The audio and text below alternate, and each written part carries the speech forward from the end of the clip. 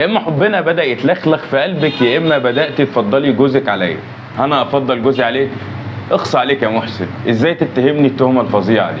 ده حوار استوقفني في فيلم العقاب سنة 1948.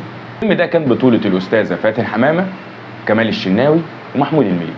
طبعا التخبيب ده موجود من زمان جدا. هنا هنسأل بعض سؤال. واحد قال لواحدة لو اتطلقتي انا هتجوزك، ايه رأي الدين هنا في الجزئية دي؟ بص يا سيدي، التخبيب ده معناه اللي هو افساد الحياة الزوجية. طبعا التخبيب ده مفيش فرق بين راجل وست. يعني لو واحد يقول لواحدة اتطلقي وانا هتجوزك، او واحدة تقول لواحد اتطلق وانا هتجوزك. مقترحات تتعلق بتجريم هذا السلوك.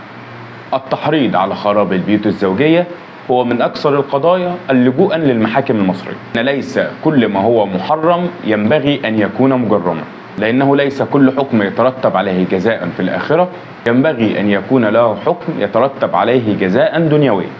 قال رسول الله صلى الله عليه وسلم: ليس منا من خبب امرأة على زوجها أو عبدا على سيده. صدقت يا حبيبي يا رسول الله.